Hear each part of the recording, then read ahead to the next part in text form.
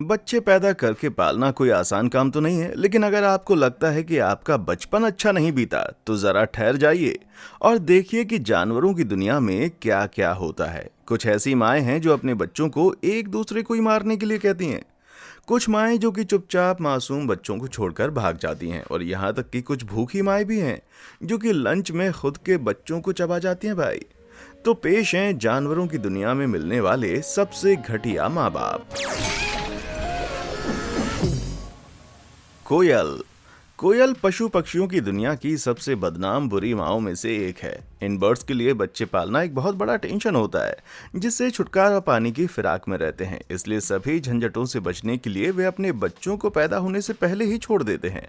जब एक फीमेल अंडे देने के लिए तैयार होती है तो वो किसी छोटी प्रजाति की चिड़िया के घोंसले में जाती है।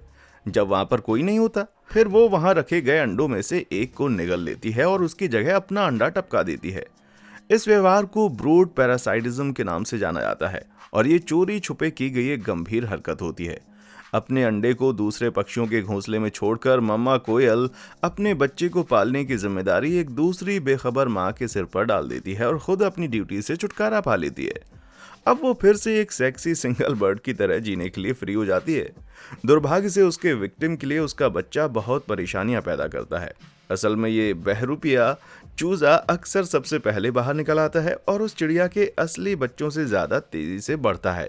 फिर छोटे छोटे चूजों को घोंसले से बाहर धकेल देता है, जिससे वे मर जाते हैं। कभी कभी टारगेट की हुई चिड़िया विद्रोह कर देती है। घोंसले में रहने वाले माता पिता मादा कोयल को अंडे देने से रोकने के लिए घेर कर भगा देते हैं, या फिर वे कोयल के अंडे से बच्चा निकलने से पहले उसे बाहर फेंक देते हैं या घोंसला छोड़कर चले जाते हैं। लेकिन ज्यादातर तो मादा कोयल अपनी शैतानी स्कीम में बिना पकड़े कामयाब हो जाती है, और बेचारी दूसरी चिड़ियाओं को एक और बड़े लालची चूजे का पेट भरना पड़ता है। यार, ये कुदरत भी ना कभी कभी बहुत ही जालिम हो जाती है। गाड़ने वाले बीटल्स। ये हैं तो पिद्दू से क्रिएटर्स, लेकिन इनकी बरिंग बीटल्स के बच्चे पालने की टेक्निक्स बड़ी ही खौफनाक हैं। ये काले और ऑरेंज कलर के दुर्लभ कीड़े अपने नाम के अनुरूप काम करते हैं। ये बर्ड्स या चूहों जैसे छोटे वर्टिब्रेट्स की डेड बॉडीज को गाड़ देते हैं ताकि उनसे इनको लार्वा खाने को मिल जाए। लार्वा जब अपने नए मांसल घर के अंदर अंडे से निकलता है तो उसकी माँ सभी बच्चों को अपना पचाया हुआ मांस उल्टी करके खिलाती है। लेकिन एक छोटी सी समस्या है, सबके लिए ये कभी भी पर्याप्त मांस नहीं होता। बरिंग बीटल्स के लार्वा को जब भूख लगती है तो वे अपने माता पिता के मुंह को अपने पैरों से छूकर भोजन के लिए जिद करते हैं। लेकिन उन्हें एक इम्पॉर्टेंट रूल तो याद होगा, अगर माँ को बहुत ज्यादा परेशान किया तो बहुत बड़ी कीमत चुकानी पड़ेगी। तो यार, बरिंग बीटल्स का एक सीधा सा उसूल है, जो भी बच्चा सबसे ज्यादा परेशान करे उसे लिटरली कच्चा चबा जाओ। एडिनबर्ग यूनिवर्सिटी की एक रिसर्च के अनुसार बच्चे पालने के इस क्रूर रवैये की वजह से लार्वा अपनी माँ के सामने खाने के लिए ईमानदारी से उतनी ही मांग करते हैं जितनी उनको भूख रहती है। वे सिर्फ अपने भाई बहन से खाने में बराबरी करने के लिए माँ को फिजूल में परेशान नहीं करते। खाए जाने के डर से बच्चे माँ के सामने डिसिप्लिन में रहते हैं ताकि उनको शांति से खिलाया पिलाया जा सके। वाकई यार, दूसरे मैमल्स और बर्ड्स की तरह बरिंग बीटल्स भी अपने सबसे बड़े बच्चे को ज़्यादा फेवर करते हैं, क्योंकि उनके बड़े होने के और अपना वंश फैलाने के चांसेस ज़्यादा होते हैं। इसलिए यदि आप एक बेबी बीटल हैं जिसको अपनी ज़िंदगी प्यारी है, तो भैया इतना याद रखना कि बिना भूख के माँ को कभी तंग नहीं करना। ममा बरिंग बीटल्स के विपरीत मुझे तो परेशान होना भैया बड़ा पसंद है, और मुझे तंग करने का सबसे अच्छा तरीका क्या है?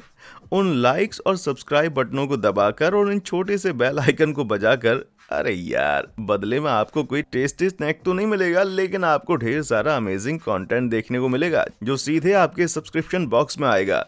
तो आपको किसका इंतजार है भाई? शार्क। शार्क की रेपुटेशन वैसे ही बहुत खराब है, एक वहशी और खून की प्यासी हत्यारी मछली के रूप में। लेकिन उनके बच्चे पालने के हैबिट्स भी इस रेपुटेशन से ज्यादा अलग नहीं है।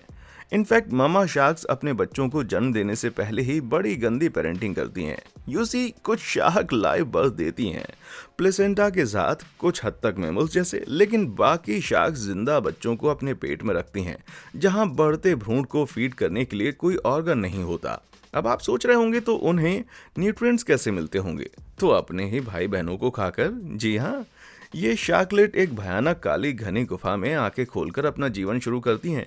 ये गुफा उन्हीं की जैसे दिखने वाले उनके भाई बहनों से भरी होती है, लेकिन उनको इसका एहसास नहीं होता कि ये गर्भ कुछ ही समय में हंगर गेम्स का अखाड़ा बनने वाला है। शार्क्स के 2 गर्भाशयों में 20 अंडे अपनी शुरुआत करते हैं और हर एक में से बच्चा निकलकर मां के अंदर शांति से रहता है। लेकिन जब उनके पैने दांत निकल आते हैं और उनके छोटे छोटे पेट गुड़गुड़ाने लगते हैं, तब सीन बदल जाता है। अंडे से निकले शार्क के 20 बच्चों में से हर गर्भाशय का केवल एक बच्चा जिंदा बचता है और इस दुनिया में जन्म लेता है। यार, इसीलिए शायद एडल्ट शार्क खुद को रुस्तम समझती हैं। ये इमेजिन करना काफी मुश्किल है। अगर आपके पेट में 20 शैतान जबड़े उत्पात मचा रहे हों, कैसा लगता है? लेकिन बस इतना जान लीजिए कि ये कोई अच्छी फीलिंग नहीं होती। माना कि प्रेगनेंसी के दौरान मामा शार्क ड्रिंक और स्मोक नहीं करती फिरती, लेकिन उनको पेरेंटिंग के लिए निश्चित ही माइनस पॉइंट्स मिलना चाहिए, क्योंकि वे अपने पेट में इस दिल दहला देने वाले खूनी खेल की मेजबानी करती हैं। तस्मानियाई डेविल। तस्मानियाई डेविल के बारे में आपका आइडिया उन बदमाश लूनी ट्यून्स के कार्टून को देखकर ही डेवलप हुआ होगा, लेकिन ये मांसाहारी मार्सुपियल जानवर असली जिंदगी में इससे भी ज्यादा हार्डकोर होते हैं। जो इन्हें नहीं जानते उन्हें बता दूं कि इनकी बाइट पाउंड के हिसाब से सभी मैमल्स में सबसे स्ट्रांग है। लेकिन वे अपने बच्चों की परवरिश कैसे करते हैं, ये बात और भी दिल दहला देने वाली है। उन्हें पृथ्वी के सबसे डरावने जीवों में से एक की तरह जिंदगी जीने के लिए तैयार करना होता है। इसलिए अपनी आंखें खोलने के बाद सबसे पहले जो वो एक्सपीरियंस करते हैं वो है एक घमासान मौत की जंग, जिसमें 10 में से एक बच्चा बचता है। यू सी, मामा तस्मानिया डेविल एक बार में कम से कम 50 नन्हे बच्चों को जन्म देती है, जिन्हें जोई कहा जाता है। लेकिन एक बड़ी समस्या है, उसके पास दूध के लिए केवल 4 निपल्स हैं। दुर्भाग्य से मिल बांट कर खाने वाली कहावत का तस्मानिया डेविल के लिए कोई मतलब नहीं होता। इसलिए इनका सीधा सा रूल है, जो कोई भी सबसे पहले माँ की फीडिंग नोजल तक पहुंच जाएगा और उसे कस कर पकड़े रखेगा, जीत उसी की होगी। सबसे स्ट्रांग बच्चे ही जिंदा बचते हैं। बाकी के 46 बच्चों को जीने का मौका भी नहीं मिलता और भूख से उनकी मौत हो जाती है। अब ऐसा क्यों होता है, इसका कोई लॉजिकल रीजन समझ में नहीं आता, बल्कि ऐसा लगता है कि कुदरत तस्मानियाई डेविल को 50 बच्चे पैदा करने की इजाजत देती है और फिर उनमें से 92% को पैदा होते ही मर जाने देती है, बस ये सिखाने के लिए कि बांट कर खाने वाला बचता नहीं है। Harp seal. Baby harp seal तो गजब की क्यूट होती हैं भाई, और आपको ये जानकर बहुत खुशी होगी कि हार्प सील माएँ भी इन रुई जैसे नन्हे पिल्लों से उतना ही प्यार करती हैं जितना आप करते हैं। मतलब करीब 12 दिनों तक ही इस पीरियड के दौरान हार्प सील माएँ अपने बच्चों को बिना रुके फीड करती है, यहाँ तक कि खुद का पेट भरने के लिए भी ब्रेक नहीं लेती। चूंकि पिल्ले बिना किसी ब्लबर या चर्बी के पैदा होते हैं, उनकी माँ के दूध में 50% फैट होता है, जिससे 20 पाउंड के नवजात बच्चे पर रोज 5 पाउंड चर्बी चढ़ जाती है। लेकिन एक बार जब ये इंटेंस फीडिंग सेशन बंद हो जाता है तो माँ और बच्चे का संबंध भी खत्म हो जाता है। 12 दिनों के बाद पूरी तरह से निचोड़ी जा चुकी माँ सोच लेती है कि अब समय आ गया है फौरन वहां से निकलने का और बच्चे को अपने हाल पर छोड़ने का। लेकिन जहां दूसरे जानवरों के बच्चे इस तरह से छोड़ दिए जाने के बाद तैयार होते हैं, हार्प सील के बच्चे अपने दम पर जीने के लिए पूरी तरह तैयार नहीं होते। वह अगले 1.5 महीने के लिए बर्फ पर फंसे रह जाते हैं, बिना किसी भोजन या सुरक्षा के। इस दौरान पिल्लों के शरीर का आधा वजन कम हो जाता है और उसकी भरपाई करने के लिए कोई खाना नहीं होता। फाइनली जब वे 8 हफ्ते के हो जाते हैं तो वे तैरना सीख लेते हैं और खुद के भोजन की तलाश करना शुरू कर देते हैं। लेकिन जब तक वो दिन नहीं आता तब तक उनको एक खतरनाक पीरियड से गुजरना पड़ता है, जिसमें वे भूख से मर सकते हैं, शिकार हो सकते हैं या पिघलती बर्फ के साथ डूब सकते हैं। इसलिए इसमें कोई हैरानी की बात नहीं है कि 1 साल की उम्र पूरी करने से पहले कम से कम 30% पिल्ले मर जाते हैं। शायद इसी को एब्सेंट पेरेंटिंग कहते हैं भाई। अरे बाप रे, ये कुछ ज्यादा ही भयानक हो गया है। अभी तक दिखाए गए बुरे माँ बापों में से कोई एक यदि आपको पालता तो आप किसे चुनते? मुझे नीचे कमेंट सेक्शन में आकर बताना, ठीक है? वैसे मैं आपको वार्न कर दूं कि आगे और भी भयंकर होने वाला है। ड्रैकुला चींटियां। केवल ड्रैकुला शब्द ही आपको ये बताने के लिए काफी होना चाहिए, है कि नहीं? यहाँ माँ और बच्चे में बहुत ज्यादा बॉन्डिंग नहीं चल रही है, फिर भी अपनी आंखों से नन्हे ड्रैकुला एंड्स की हालत देखकर आपकी रूह कांप जाएगी। हालांकि इन छोटे कीड़ों के पास प्रकृति के सभी जानवरों में सबसे तेज चलने वाले जबड़े होते हैं, लेकिन आयरनी यह है कि इनमें सॉलिड फूड चबाने की एबिलिटी नहीं होती। इसलिए कॉलोनी की मजदूर चींटियों को अपने न्यूट्रिशन के पिए दूसरे सोर्स पर डिपेंड होना पड़ता है। वो है खुद का लार्वा यानी कि बच्चे। अपना पेट भरने के लिए वे जाकर सबसे मोटे लार्वा को निकालती हैं और उन्हें फाड़ कर उनका खून पी जाती हैं। बाद में क्वीन को फीड करने के लिए उसकी उल्टी कर देती हैं। इस खून के प्यासे बिहेवियर को लार्वा हेमोलिम्फ फीडिंग कहा जाता है। ये सब सच में मुझे बहुत ही खौफनाक लग रहा है, लेकिन आपको ये जानकर आश्चर्य होगा कि चीजें इससे भी ज्यादा बुरी हो सकती हैं। चींटियों के इस कैनिबलिज्म को गैर विनाशकारी कैटेगरी में रखा गया है क्योंकि लार्वा को भले ही आधा खा लिया हो लेकिन वो जिंदा बचकर बड़े हो जाते हैं। कुछ लोग कहते हैं ना कि उनके बचपन में उनके इमोशंस पर लगे घाव अभी तक बाकी हैं, लेकिन ड्रैकुला एंट्स की बात करें तो मुझे लगता है कि उनके बचपन के घाव परमानेंट हैं और हमेशा दिखते रहते हैं।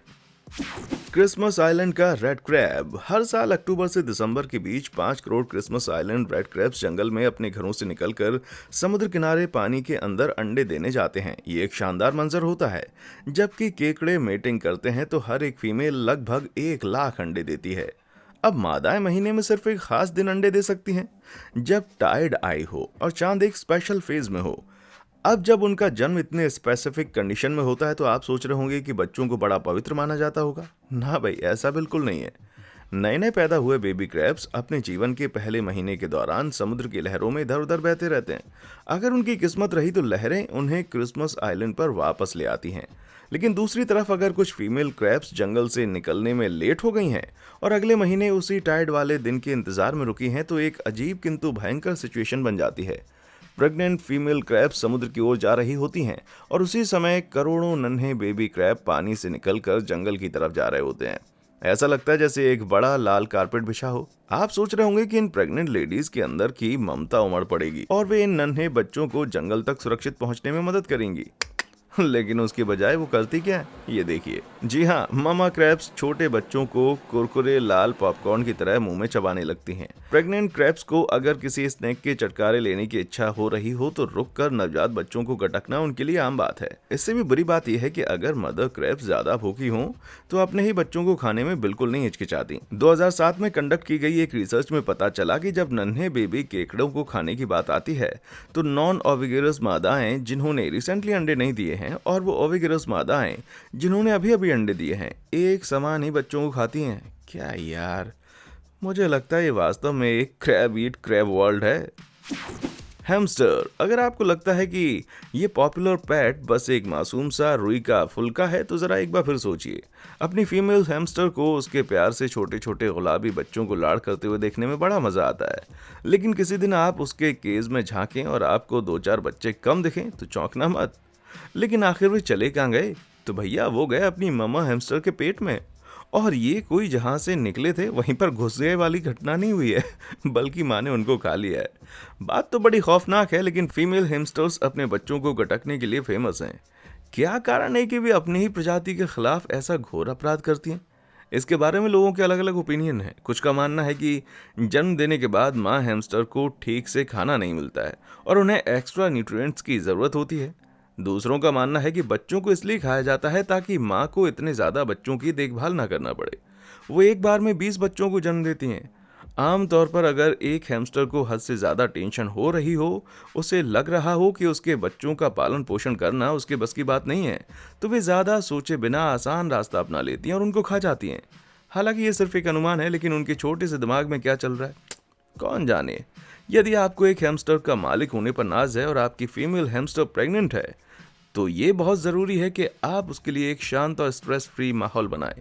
इस बात का पूरा ध्यान रखिए कि उसको सफिशिएंट खाना मिल रहा है या नहीं, ताकि वो आधी रात को अपने ही बच्चों को देखकर लार ना टपकाए। कोआला। आई एम सॉरी, लेकिन आपके दिमाग में कोआला की जो प्यारी सी इमेज है मैं उसे बर्बाद करने वाला हूँ। एक न्यू बॉर्न बेबी कोआला जिसे जोई कहते हैं, एक पिंक जेली बीन जैसा दिखता है। ये बिना बाल का होता है, अंधा होता है, इसके कान नहीं होते और 2 सेंटीमीटर से ज्यादा लंबा नहीं होता।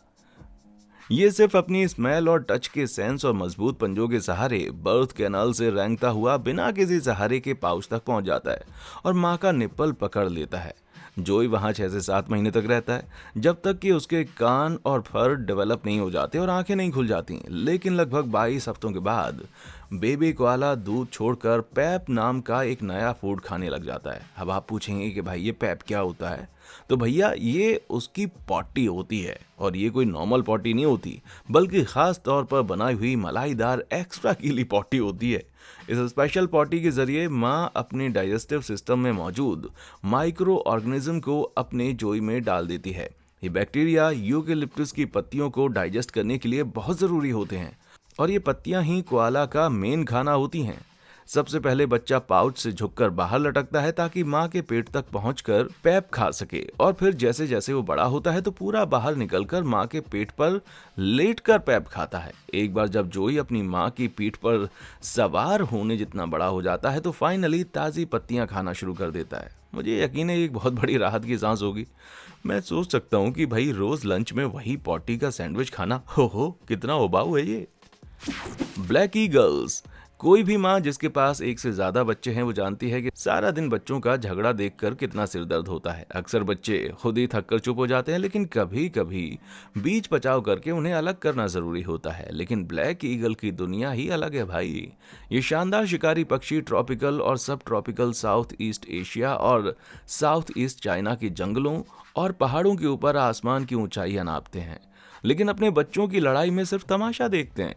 अगर घोंसले में दो चूजों के बीच लड़ाई छिड़ती है तो अक्सर माँ बस आराम से बैठ जाती है और दोनों का घमासान देखती रहती है। आमतौर पर पंख वाले इन बच्चों की लड़ाई तभी खत्म होती है जब बड़ा और ताकतवर बच्चा छोटे को जान से मार डालता है। अब आप सोचेंगे कि भाई ऐसी स्थिति में ईगल माँ अपने बच्चे को छोटे भाई की हत्या के लिए कम से कम थोड़ी फटकार तो लगाई देती होगी, लेकिन बिल्कुल नहीं भाई, बल्कि कई बार तो माँ और जिंदा बचा हुआ बच्चा मिलकर मरे हुए को खाकर इसका जश्न मनाते हैं। यार मैं जानता हूँ कि बच्चों का सर्वाइवल ऑफ द फिटेस्ट का पाठ पढ़ाना बच्चों को बहुत ज़्यादा ज़रूरी है, लेकिन उसके लिए इससे अच्छा तरीका हो सकता ना भाई। हिप्पोपोटामस। हालांकि हिप्पो खतरनाक जानवर हो सकते हैं, लेकिन ज़्यादातर तो वो डिसेंट से माँ बाप होते हैं। फीमेल हिप्पो, जिसे काऊ कहा जाता है, हर 2 साल में एक बार जन्म देती है, आमतौर पर एक बच्चे को। इसमें कोई हैरानी की बात नहीं है। मामा हिप्पो अपने बच्चों के लिए बहुत ही प्रोटेक्टिव होती हैं।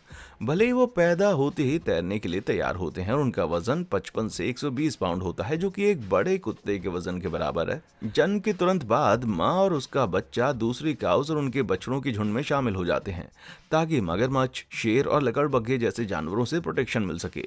लेकिन कभी कभी असली खतरा तो खुद के ही झुंड में मौजूद होता है। हालांकि ये कोई बड़ी चौंकाने वाली बात है, लेकिन ऐसे कई मामले रिकॉर्ड किए गए हैं जब उस ग्रुप के दबंग मेल हिप्पोज ने नन्हे मेल बच्चों पर अटैक कर दिया हो और उनको मार दिया हो, क्योंकि उनकी हुकूमत के लिए वो खतरा बन जाते हैं।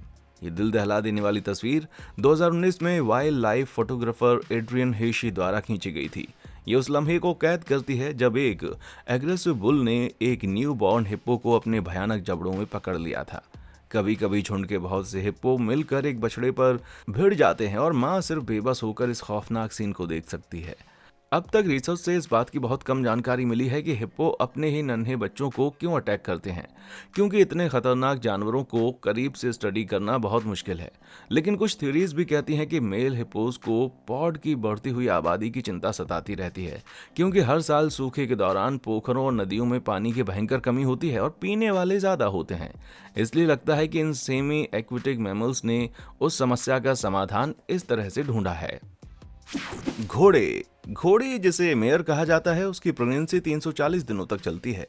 अब जो भी लेडी प्रेग्नेंट हो चुकी है उसे मालूम है कि ये कितना भयंकर टाइम होता है। आप एक मेयर से तो यही उम्मीद करेंगे कि जब तक उसका प्यारा से नन्हा बच्चा बाहर नहीं आता वो सावधानी बरते, लेकिन उस दौरान कुछ और ही कांड करती है। प्रेग्नेंट होते ही मेयर हरकत में आ जाती है और झुंड के हर घोड़े के साथ रंगरलियां मनाने लगती है। अब मुझे पता है कि ये एवोल्यूशन के नज़रिए से एक बेमतलब सी बात लगती है, क्योंकि वो पहले से ही प्रेग्नेंट है, लेकिन ये रंगीन मिजाज घोड़ियाँ ये सारा मिलना जुलना एक छिपे हुए मकसद से करती हैं। मेल घोड़े बहुत ही अभिमानी होने के लिए बदनाम होते हैं। वे कंपटीशन से नफरत करते हैं, इसलिए यदि उनको कोई ऐसा बच्चा मिलता है जिसका बाप कोई और है तो वे उसे दुलत्तियों से मार डालते हैं। लेकिन अगर बच्चा उनका ही हो तो वे ऐसी शैतानी कभी नहीं करते। इसलिए प्रेग्नेंट घोड़ी का टारगेट होता है कि वे झुंड में हर घोड़े के साथ मीटिंग कर ले, ताकि मेल को ये पता लगाना इम्पॉसिबल हो जाए कि बच्चा उसका है या नहीं। मतलब वो शायद उसे किक मार मार कर खत्म नहीं करेगा। लेकिन इन चालाक माओं के पास शायद एक बैकअप प्लान भी होता है। अगर वो हर मेल के साथ मीटिंग करने में सफल नहीं होती तो वे खुद ही प्रेगनेंसी को अबॉर्ट कर देती हैं। साइंटिस्ट अभी तक पता नहीं कर पाए कि ऐसा क्यों होता है, लेकिन ऐसा माना जाता है कि एक नेचुरल केमिकल प्रोसेस का नतीजा है जो कि मेयर के अंदर होता है। तब जब उनको भनक लग जाती है कि बच्चों को वर्चस्व के लिए लड़ते हुए अग्रेसिव मेल से खतरा हो सकता है, तो अगली बार जब आप किसी ऐसे मैदान से गुजर रहे हो जहां घोड़े शांति से घास चर रहे हैं तो जरा ध्यान से देखिएगा। Fire ends. अगर आपको लगता है कि ड्रैकुला चींटियों की जिंदगी बहुत जुल्मों से शुरू होती है तो जरा फायर एंट्स के बारे में भी सुन लीजिए। बल्कि मेल फायर एंट्स तो बड़े होने तक जिंदा बच जाएं तो ये उनकी किस्मत होगी। इन एंट्स की कॉलोनी में जेंडर बहुत ज्यादा टॉपिक होता है। यहाँ एक तरफ फीमेल चींटियां सारी मेहनत करती हैं, जैसे कि शिकार करना, खाना ढूंढना, बच्चों को पालना। वहीं मेल सारा दिन सिर्फ खाते हैं, मैटिंग करते हैं और पॉटी करते हैं। क्या आप किसी ऐसे इंसान को जानते हैं? फीमेल्स उन्हें सिर्फ इसलिए रखते हैं क्योंकि वे अकेले बच्चे पैदा नहीं कर सकती। लेकिन इससे एक बड़ी प्रॉब्लम खड़ी हो जाती है। बहुत सारे मेल्स होने की वजह से रिसोर्सेज वेस्ट होते हैं और सारा दिन बेकार पड़े रहने वाले आलसी लोगों को खिलाना पड़ता है। वर्कर ड्रोन लेडीज इनको बिल्कुल बर्दाश्त नहीं करती और चलते फिरते उनको जो मेल दिखता है उसको मार देती हैं। और ये कोई रैंडम हरकत नहीं है। फीमेल वर्कर चींटियां बड़े सिस्टमेटिक तरीके से नरों का सफाया करती हैं और नन्हे लार्वा स्टेज पर ही मेल्स को खत्म करना शुरू कर देती हैं। लेकिन ये हरकत फीमेल एंट्स की क्वीन के खिलाफ खड़ा कर देती है, क्योंकि अगर कोई मेल नहीं रहेगा तो उनकी प्रजाति खत्म हो जाएगी। एक अच्छा बैलेंस मेंटेन करने के लिए क्वीन पूरी कॉलोनी को मेल अंडों से भर देती है और दूसरी तरफ फीमेल वर्कर्स घूमती हुई कत्लेआम मचाती रहती हैं। लेकिन आखिर में ये लेडीज थककर चूर हो जाती हैं और कुछ किस्मत वाले मेल बच्चों को बड़ा होने का मौका मिल जाता है। शायद एक कट्टर फेमिनिस्ट चींटियां अपनी हद से कुछ ज्यादा आगे निकल जाती हैं भाई। जाइंट पांडा, क्या आपको भी कभी ऐसा लगा है कि आपके पेरेंट्स आपके भाई को ज्यादा चाहते हैं? वेल, आपको ये सोचकर नाज होगा कि आप एक जाइंट पांडा के पेट से पैदा नहीं हुए। ये सब जानते हैं कि आलसी जानवर बड़े क्यूट और कटली होते हैं, लेकिन ये एनिमल किंगडम के सबसे घटिया माँ बापों में से एक होते हैं। पैदा होने पर पांडा के बच्चे एकदम लाचार होते हैं, क्योंकि वे अंधे और बिना बाल के होते हैं। उनका वजन 3 से 5 आउंस के बीच होता है, जो उनकी माँ के वजन से 900 गुना कम है। पांडा माएँ अक्सर जुड़वा बच्चों को जन्म देती हैं, लेकिन एक छोटी सी प्रॉब्लम है, वे कभी भी एक से ज्यादा बच्चों की देखभाल नहीं करती। इसके बजाय माँ दोनों में से जो बच्चा कमजोर होता है उसे इग्नोर करना शुरू कर देती हैं और अपना पूरा ध्यान स्ट्रॉन्ग बच्चे पर देने लगती हैं। और जाहिर है कि माँ के प्यार और प्रोटेक्शन के बिना कमजोर बच्चा लगभग निश्चित रूप से मर जाएगा। पांडा सर्वाइवल ऑफ द फिटेस्ट मानसिकता से बच्चे क्यों पालते हैं, इसके पीछे कुछ कारण है। पहला रीजन है उनकी डाइट। क्योंकि बम्बू में पोषक तत्व बेहद कम होते हैं, इसलिए एक माँ के लिए 2 बच्चों को पिलाने जितना पर्याप्त दूध बनना लगभग इम्पॉसिबल है। इसके अलावा पांडा माओं को अपने बच्चों को अपने शरीर से कसकर चिपका के रखना पड़ता है, ताकि उन्हें गर्म रख सकें, और दूध पिलाने के लिए भी उनको चिपका के रखना ही पड़ता है। क्योंकि माँ को अपने बच्चों के लिए बेसिकली ये सब कुछ करना पड़ता है, उसके पास दोनों बच्चों पर लगाने जितनी ताकत नहीं होती, इसलिए उसे ये कठिन फैसला करना पड़ता है और एक बच्चे को त्यागना पड़ता है ताकि दूसरे का लालन पालन ठीक से हो सके। शुक्र है भाई, चिड़ियाघरों में ऐसे त्याग किए हुए बच्चों की अभी भी देखभाल की जाती है, क्योंकि जू कीपर्स को दूध की कमी के बारे में चिंता करने की जरूरत नहीं है। ऐसा लगता है कि भाई पक्षपात करने में जाइंट पांडा अव्वल नंबर पर होते हैं। Komodo dragon. कोमोडो ड्रैगन की लंबाई 10 फीट तक और वजन 300 पाउंड से ज्यादा हो सकता है, और ये उनको दुनिया की सबसे भारी छिपकली बनाता है। जब एक मादा मीटिंग करने के लिए तैयार होती है तो वो अपनी पॉटी के जरिए गंध छोड़ती है, जिसे सूंघते हुए मेल उस तक पहुंच जाता है। एक बार जब मेल फीमेल को ढूंढ लेता है तो वो उसकी पीठ खुजलाता है और उसके शरीर को चाटता है, और अगर मादा भी उसे चाटती है तो इसके बाद वे मेटिंग करते हैं। इसके बाद प्रेग्नेंट फीमेल लगभग 30 अंडे देती है, जिसे वे 8 महीने के लिए जमीन में गाड़ देती हैं, और जिसके बाद उसमें से बच्चे निकलते हैं। तो फीमेल उसे प्रोटेक्ट करने के लिए उस पर बैठ भी जाती है, लेकिन इस बात का कोई सबूत नहीं मिलता है कि पैदा हुए नन्हे कोमोडोस की देखभाल के लिए उनके माँ बाप मौजूद होते हैं। छोटे कोमोडोस को अपनी जिंदगी की शुरुआत के दौरान बहुत खतरा होता है, इसलिए पैदा होते ही वे अपनी सेफ्टी के लिए दौड़कर किसी करीबी पेड़ पर चढ़ने के लिए टूट पड़ते हैं। केवल सबसे स्ट्रॉन्ग बच्चे ही चढ़ पाते हैं और कमजोर बच्चे दूसरे जानवरों का शिकार बन जाते हैं। दूसरे बड़े कोमोडो भी उनको खा लेते हैं, क्योंकि कोमोडो ड्रैगन में मेल और फीमेल दोनों के क्रोमोसोम्स मौजूद होते हैं। फीमेल्स बिना मेल के भी बच्चे पैदा करने में सक्षम होती हैं। इस प्रोसेस को पोर्थेनोजेनेसिस कहा जाता है, लेकिन इस प्रोसेस में एक बड़ी कमी रह गई है, ये केवल बेटे पैदा करती हैं। और क्योंकि कोमोडो रिप्रोडक्शन के लिए पोर्थोजेनेसिस का तरीका पसंद नहीं करती, इसलिए अगर मादा हीट पर हो और आसपास कोई ब्रीडिंग वाला मेल ना हो तो वो कभी कभी अपने ही बेटों से मेटिंग कर लेती हैं। यार, ये बड़ी छिपकलियां भी ना जरूर बचपन की कोई गहरी चोट अपने दिल पर लेकर घूम रही होंगी। यदि आपको अगले जन्म में इनमें से किसी जानवर का बच्चा बनकर पैदा होना हो तो आप किसे चुनेंगे? मुझे नीचे कमेंट सेक्शन में आकर जरूर बताएं। आपको अगला ये वाला वीडियो जरूर देखना चाहिए, जानवरों की अजीबोगरीब हरकतों के बारे में है। और दोस्तों, हाँ, देखने के लिए शुक्रिया।